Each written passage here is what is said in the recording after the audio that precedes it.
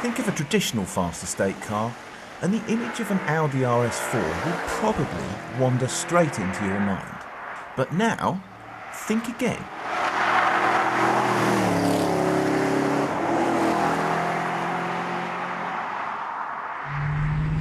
Because although the new Vauxhall VXR8 Tourer Clubsport might not be just as sophisticated as an Audi RS4, but to drive, it is a hoot.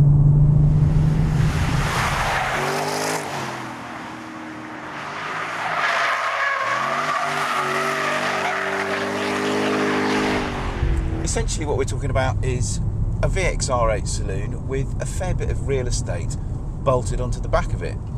And I actually think that gives it more appeal than the saloon, because if you're going to have a completely unhinged V8 Aussie hot rod, you might as well have it as an estate car as well, just to really, really complete the picture.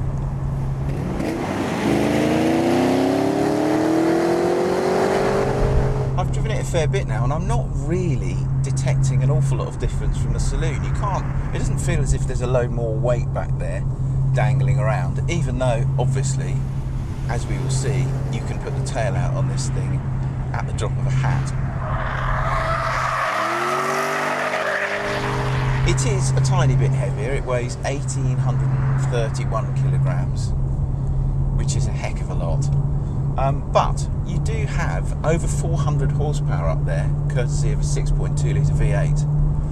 You have a 6-speed, slightly clunky manual gearbox, and that is enough to send you to 60 in a cloud of tyre smoke in just under 5 seconds, and to a top speed limited to 155 miles an hour.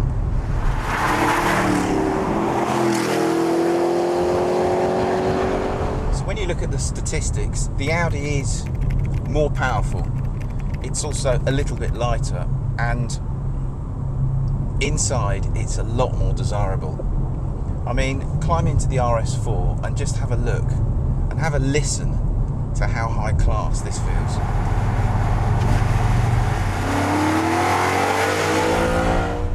Wow, the moment you get in the RS4, it just feels like a completely different animal from the VXR8. It feels so much more sophisticated in here.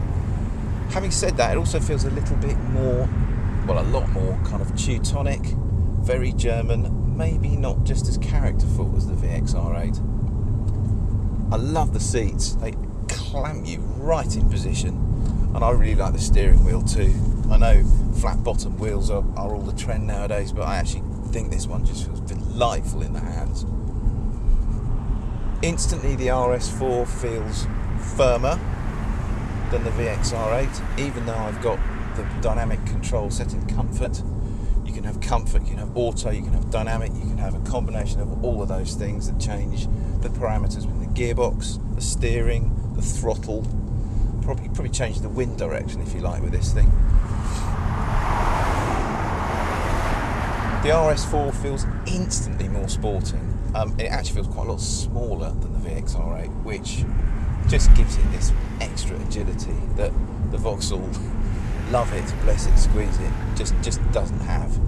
You throw this Audi into a corner and it just nails itself to whatever apex you throw it at. Whereas the VXR8, you've got to kind of muscle it round.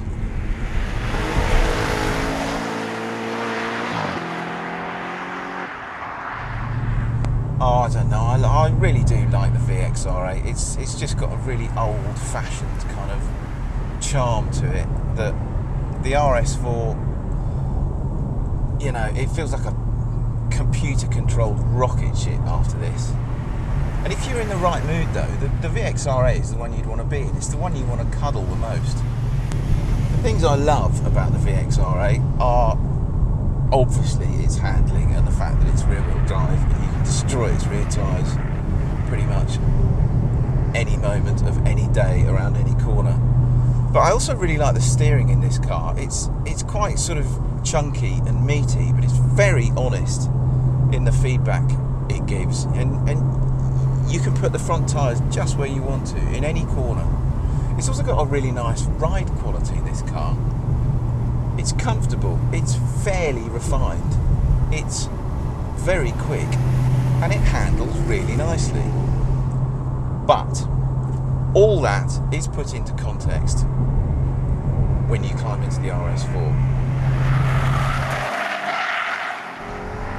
Obviously, with it being four-wheel drive, you can't really do the sideways stuff in the RS4, so that's a very small black mark at a test track. In the real world, however, this thing has got a grip that the VXR8 just can't dream of trying to generate. It feels really sorted and really fast too. The gearbox of the RS4 could not be more different from the gearbox of the VXR8. It's a 7-speed dual clutch, which means gear changes faster than you can think. Whereas in the VXR8, you've got a clunky old gear lever like this, and you have to kind of stir it up and use your clutch pedal. No clutch pedal in this, obviously. Audis are just such lovely things to sit in nowadays. They just feel so expensive, such high quality. Honestly, it's kind of crazy that the RS4 is only £3,000 more expensive than the VXR8. It feels about 20 grand more expensive. And I think that's basically how the entire driving experience feels. The Audi just feels classier, better sorted, much more sort of luxuriant and expensive inside. And I'm afraid it's a little bit quicker than the VXR8 too. Watch.